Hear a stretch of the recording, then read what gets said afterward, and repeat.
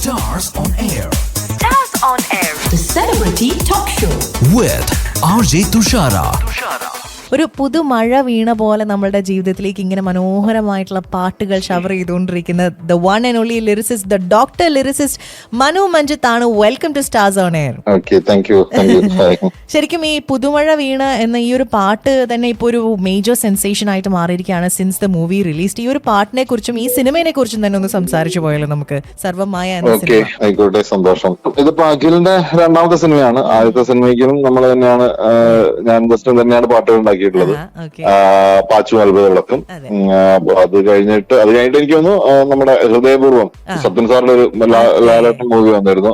അതും കഴിഞ്ഞ് സത്യം പറഞ്ഞാൽ ഞാൻ ഈ സർവ്വമായുടെ കഥ കേൾക്കുന്ന തന്നെ ഹൃദയപൂർവ്വം എഴുതുന്ന സമയത്താണ്. അതിന്റെ ഒരു ബ്രേക്കിലാണ് ഇതിന്റെ ഒരു ഫസ്റ്റ് ഹാഫ്. അപ്പൊ തന്നെ എനിക്ക് ഭയങ്കര ഇൻട്രസ്റ്റിംഗ് ആയിട്ടൊരു സബ്ജക്ട് ആയിട്ട് തോന്നി. അപ്പോ പിന്നെ ഹൃദയപൂർവ്വം ഷൂട്ടിന്റെ സമയത്താണ് പിന്നെ നമ്മൾ അതിന്റെ സർവ്വമായുടെ എഴുത്തിലേക്ക് കിടക്കുന്നത്.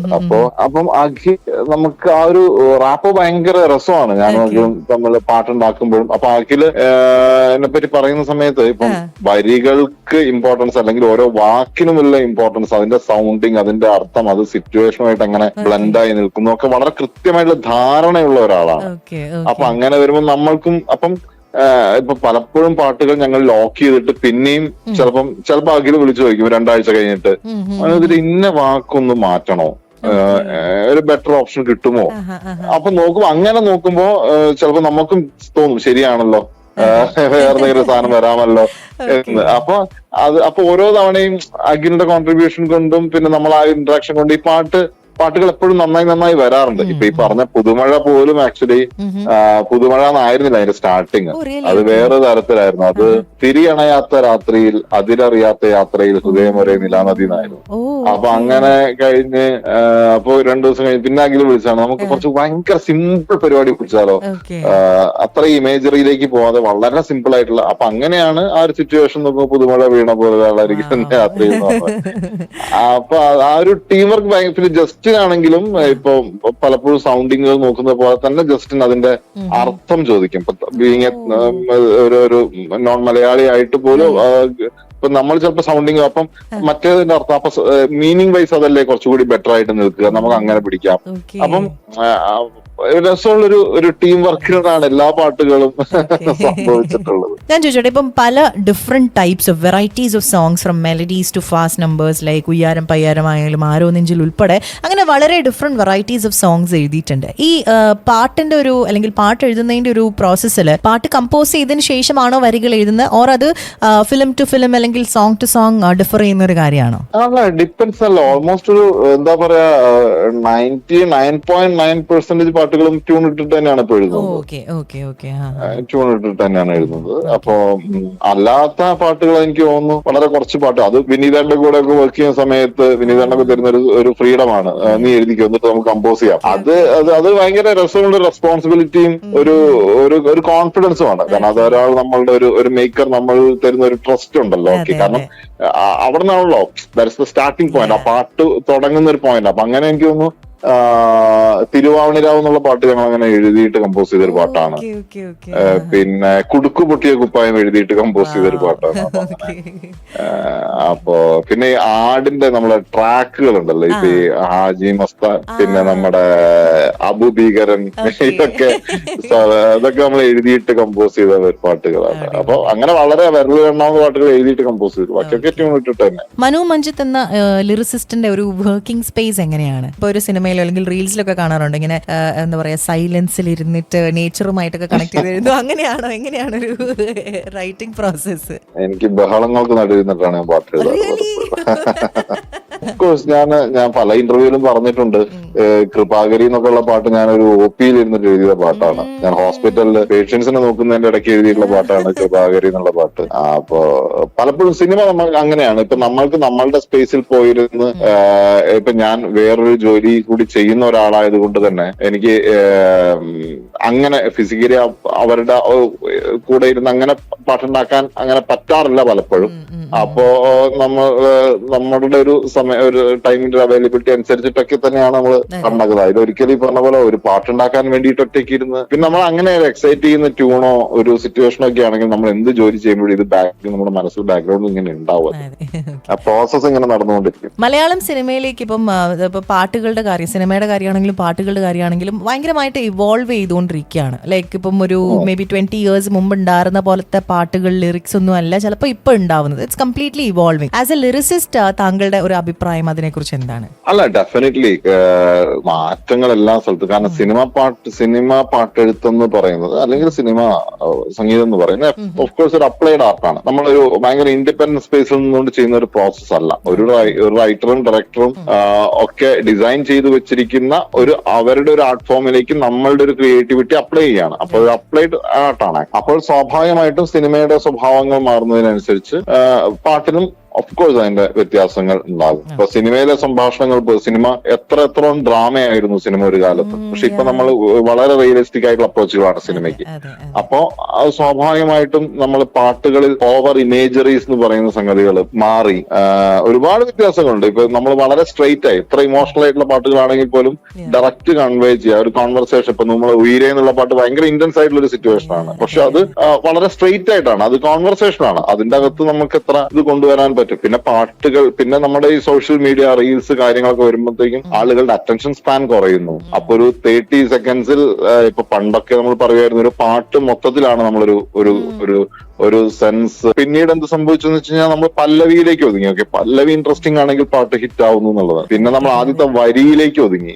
ഇപ്പൊ നമുക്കൊരു ഹുക്ക് വേർഡ് ആയിരിക്കും ചിലപ്പോൾ, അല്ലെ? പലപ്പോഴും പല പാട്ടുകൾ നമുക്ക് മുഴുവൻ പാട്ട് കേട്ടാൽ ചിലപ്പോൾ മനസ്സിലാവില്ല. പക്ഷെ ആ ഹുക്കിലേക്ക് എത്തുമ്പോഴേ നമ്മൾ അറിയുമോ ഇത് ഹിന്ദി പാട്ടാണല്ലേ. അപ്പൊ അപ്പൊ ഒരു പാട്ടെന്ന് പറയുന്നത് ഒരു വാക്കിലേക്ക് ഒതുങ്ങി പോകുന്ന വളരെ സങ്കടകരമായിട്ടുള്ള സിറ്റുവേഷൻസ്. സത്യം, അത് ആക്ച്വലി പറഞ്ഞപ്പോഴാണ് റിയലൈസ് ചെയ്യുന്നത്. കാരണം ഇവൻ ഐ വാസ് തിങ്കിങ്, നമ്മളിപ്പോ റീൽസ് ഒക്കെ സ്ക്രോൾ ചെയ്യുന്ന സമയത്ത് ഏതെങ്കിലും ഒരു പാട്ടിന്റെ ഏതെങ്കിലും ഒരു ചിലപ്പോൾ ഒരു വേർഡ് അല്ലെങ്കിൽ ഒരു ലൈൻ ആയിരിക്കും നമുക്ക് ഇങ്ങനെ തലയിലേക്ക് കയറുന്നുണ്ടാവും. പിന്നീടായിരിക്കും ചിലപ്പോൾ നമ്മൾ അത് പോയി ഇത് ഏത് പാട്ടാണ് എന്ന് സെർച്ച് ചെയ്യുന്നൊക്കെ ഉണ്ടാവുക.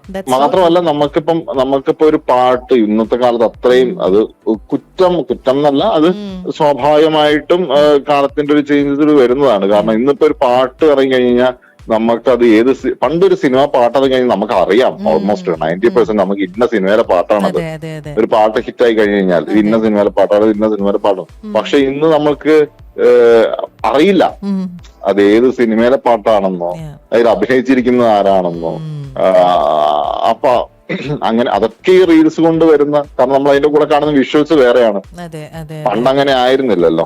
ഇപ്പൊ കറന്റ്ലി ഇപ്പൊ മലയാളം സിനിമയിലാണെങ്കിലും പാട്ടുകൾ എഴുതിക്കൊണ്ടിരിക്കുന്ന മറ്റൊരു lyricist that you like and that you follow, അങ്ങനെ എടുത്തു പറയാൻ പറ്റിയ ആരായിരിക്കും? അല്ല, എല്ലാവരും തന്നെ അവരവരുടേതായിട്ടുള്ള ഏരിയാസിൽ അത് പിന്നെയാണെന്നില്ല. അതിപ്പം സുഹൈറിന്റെ ഒരു സ്റ്റൈൽ ഭയങ്കര രസമുള്ളൊരു പാറ്റേൺ ആണ്. വിനായകുണ്ട്, എല്ലാവരും തന്നെ. ഇപ്പൊ നമ്മളൊരു സിനിമ കാണുന്ന സമയത്ത് അല്ലെങ്കിൽ ഒരു ബുക്ക് വായിക്കുമ്പോൾ ഈവൻ ഒരു പാട്ട് കേൾക്കുന്ന സമയത്ത് ആസ് എ ലിസ്ണർ അല്ലെങ്കിൽ ആസ് എ വ്യൂവർ നമ്മൾ അതിൽ നിന്നും നമ്മുടെ ലൈഫിലേക്ക് എന്തെങ്കിലുമൊക്കെ എടുക്കാറുണ്ട്.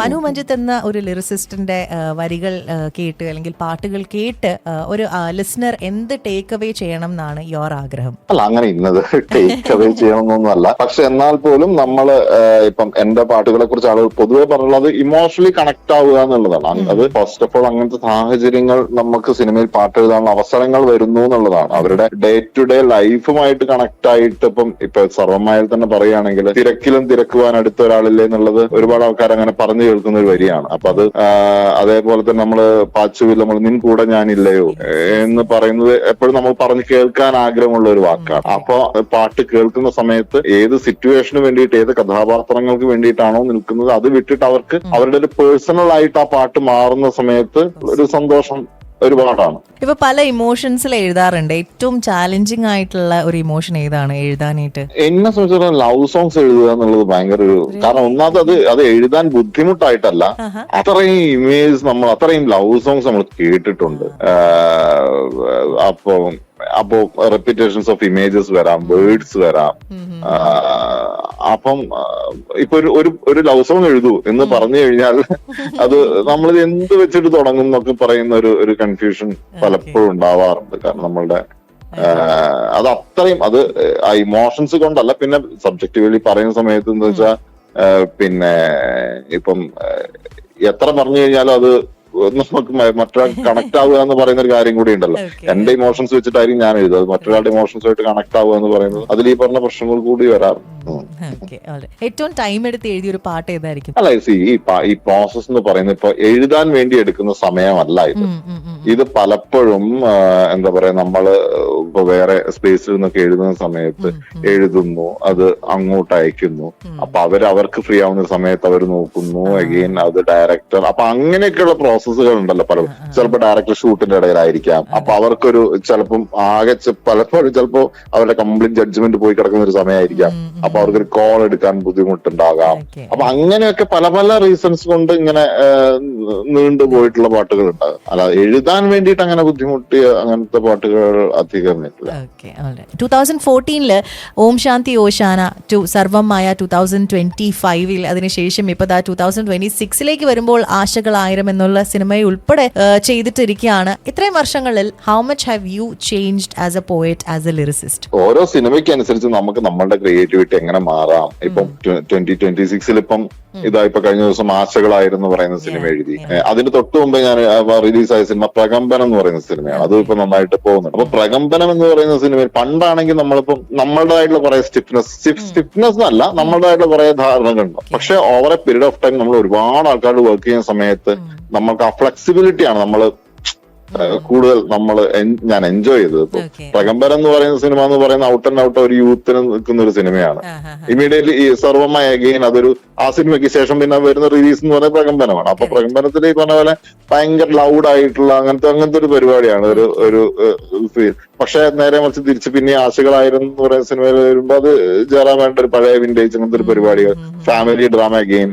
അപ്പൊ ഇതിനൊക്കെ എല്ലാത്തിനും വേണ്ടി ചെയ്യാൻ പറ്റുമെന്ന് പറയുന്നതാണ് അതിന്റെ അകത്ത് സന്തോഷം.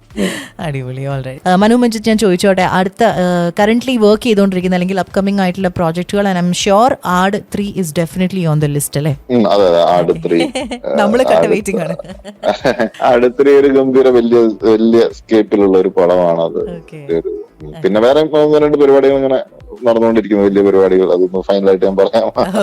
എന്തായാലും താങ്ക് യു സോ മച്ച് നമ്മുടെ കൂടെ ഇത്ര നേരം ജോയിൻ ചെയ്തതിന്. Thank you so much for the wonderful songs that you are giving us. എന്തായാലും മനു മഞ്ജിത്ത് ആയിരുന്നു ഇത്ര നേരം നമ്മുടെ കൂടെ ജോയിൻ ചെയ്തിട്ടുണ്ടായിരുന്നത്. കുറേ മനോഹരമായിട്ടുള്ള പാട്ടുകൾ നമുക്ക് സമ്മാനിച്ചിട്ടുള്ള ഒരു ലിറിസിസ്റ്റ്. ഇനിയിപ്പോ നമ്മൾ എന്തായാലും കാത്തിരിക്കുന്നത് ആട് 3 എന്ന ഈ ഒരു സിനിമയുടെ റിലീസിന് വേണ്ടിയിട്ടാണ്. എന്തായാലും അടുത്ത ആഴ്ച ഇതുപോലെ മറ്റൊരു സെലിബ്രിറ്റിയും കുറേയധികം വിശേഷങ്ങളുമായി നമുക്ക് കേട്ടുമുട്ടാം. Stay tuned and keep listening. കൂടെ ഉണ്ടായിരുന്നത് RJ തുഷാര.